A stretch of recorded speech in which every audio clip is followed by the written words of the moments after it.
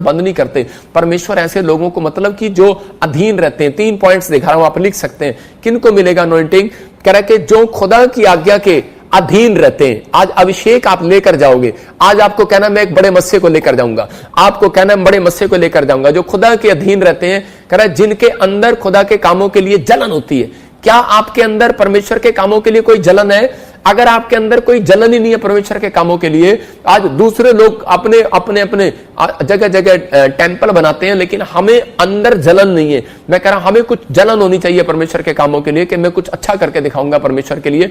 तो उसी समय पवित्र आत्मा आपके अंदर कह रहा के काम करना शुरू करेगा, अभिषेक को देना शुरू करेगा। जो धन कमाने का अभिषेक है, जो कह रहा है चंगाई का अभिषेक है। हो सकता है आप पास्टर बन जाए, हो सकता है आप प्रॉफिट बन जाए, हो सकता है आप बड़े इंजीनियर बन जाए। अभिषेक आने के बाद हो सकता है कि आप कह रहा डॉक्टर बन जाए, आपको कोई गवर्नमेंट जॉब मिल जाए। परमेश्वर सम्मान करता है उन लोगों का जो अभिषिक्त के साथ रहते हैं। देखना तीसरा पॉइंट लिखा, जो अभिषिक्त के साथ रहते हैं और सम्मान करते हैं। इसका मतलब जुड़े रहते हैं। यह अभिषेक लेने का तरीका है। पहला शमूएल 10:6 में देखो क्या लिखा, कह रहा है जब आत्मा तुम पर आएगा, कह रहा है कि तू बदल जाएगा। यहां शमूएल कह रहा है शाऊल को, कह रहा है कि जब आत्मा तुम पर आएगा और कह रहा है कि तू पहले जैसा नहीं रहेगा और तू बदल जाएगा। इसका मतलब आप साधारण व्यक्ति नहीं रहेंगे। इसका मतलब कि आपको परमेश्वर से उस अभिषेक को मांगना है। जब आप उस अभिषेक को मांगते हैं तो परमेश्वर का आत्मा आपकी जिंदगियों में काम करता है।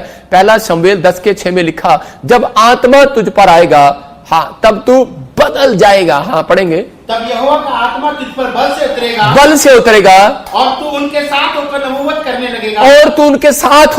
करने लगेगा और तू परिवर्तित होकर और ही मनुष्य हो जाएगा। देखो इसमें 3 बातें परमेश्वर का आत्मा कह रहा है इस वचन में। शमूएल की पहला शमूएल की पुस्तक में उसके 10:6 में लिखा कि क्लियर कह रहा है, कहता है कि तू पहले जैसा नहीं रहेगा।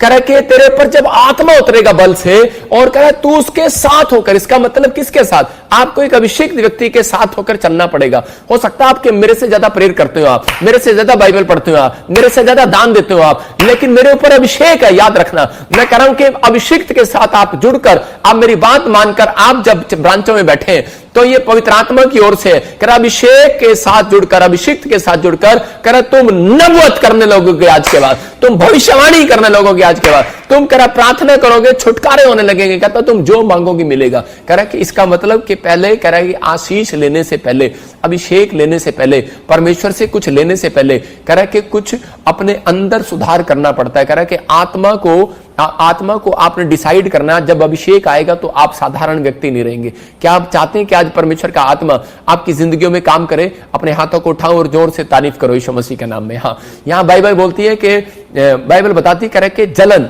कितने लोगों को जलन है। मैं कह रहा हूं कि उन 3 पॉइंट्स को हम फिर से देखते हैं तो बोलते, बाइबल बताती है कि एक जो खुदा के अधीन रहता है, इसका मतलब अधीनता सबसे जरूरी है अभिषेक लेने के लिए। यहां पर अंधा भिखारी इतना अधीन था, चंगाई लेने के बाद वो अपने बोरे को उठा सकता था, पैसे गिन सकता था चंगाई लेने के बाद। लेकिन आज बहुत सारे लोग चंगे होने के बाद पहले अपनी दुकान खोलते हैं जाकर।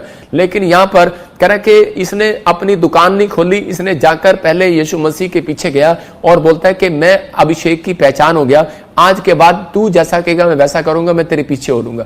मतलब कि परमेश्वर चाहता है अगर आपको चंगाई मिले, छुटकारे मिले, आपका कोई काम बने, आपको कोई गवाही बने, तो उसी समय परमेश्वर की आज्ञाओं के पीछे हो लेना है। तो पवित्र आत्मा कहता है वो लोग अधीन है और उनके ऊपर मैं आज गुड न्यूज को भेजूंगा और उनके घर में आशीष की वर्षा को भेजूंगा। वो लोग पहले जैसे नहीं रहेंगे, साधारण नहीं रहेगा। कहता है कि तू बदल जाएगा।